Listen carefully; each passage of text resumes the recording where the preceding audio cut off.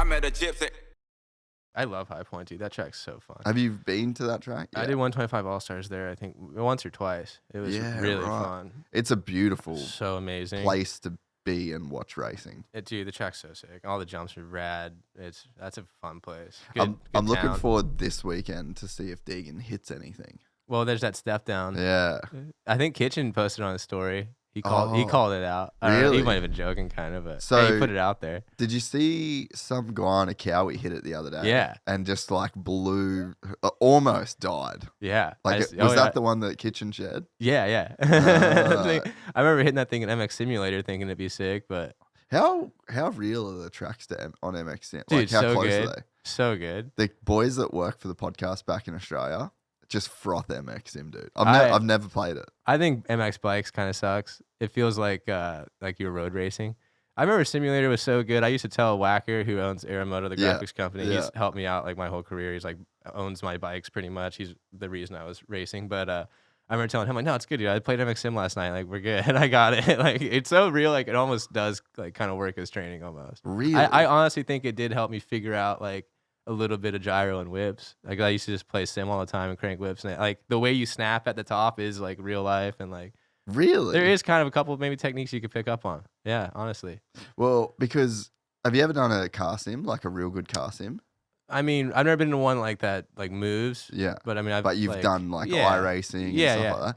It's crazy how good that shit is. Yeah, I mean, it's kind of the same. Like, I think Simulator to an extent, once you get like good at it, you're not like overthinking it like a game. Like once you're just flowing, it kind of like the way that the bike reacts if you like load it is really realistic. So that's kind of like that's wild. I mean, I could just be. No, I mean you'd know. Like I could. I mean, I don't know if we could see if Simulator wasn't in my life, how I would be riding. I'd probably be the same. But I don't know. I thought it was pretty cool. Well, I think as well the tracks.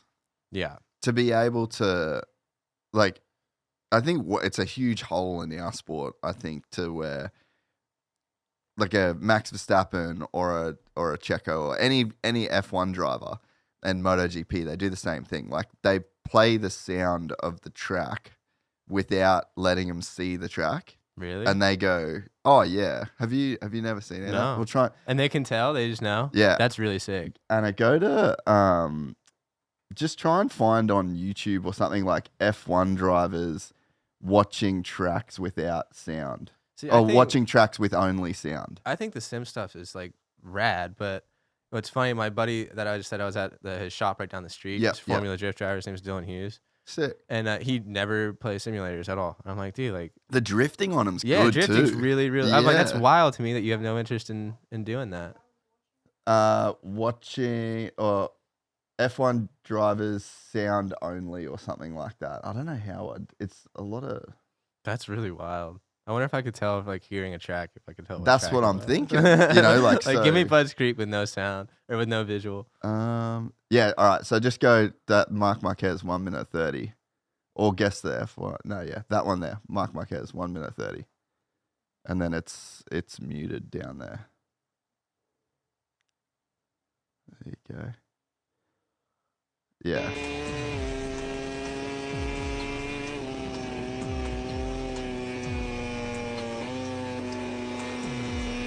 Phillip Island. What a nut. Dude, how dope is that? I didn't hear anything besides buzzing.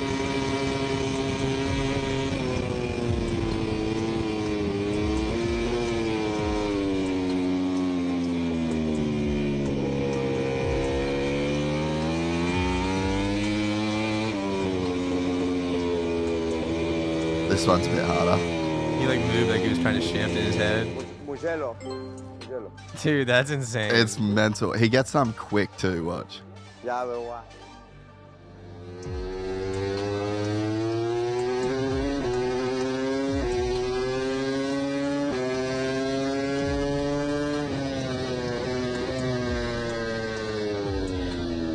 Le Mans? Look at his haircut. Look at his haircut. It's not even on the F1 circuit, is it? Oh. Yeah, no. I never watch F1 really. That's MotoGP. Oh, MotoGP. Right. Pause that now. We're good.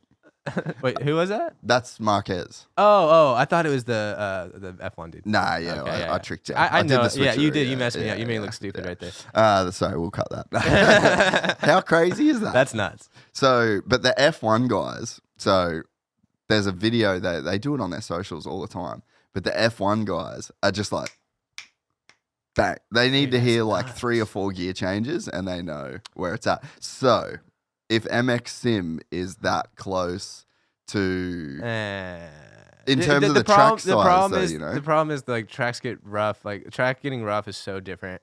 Like you know how much a track changes, depending on the prep and stuff. That's the only thing. Like it's not going to be that accurate.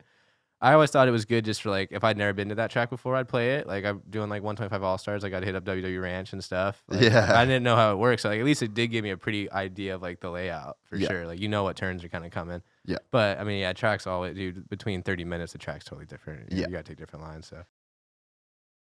If you enjoyed this content, please like and subscribe. And to listen to the full 3-hour podcast, search Gypsy Tales in your favorite podcast platform or click the link in the description below. Gypsy Gang.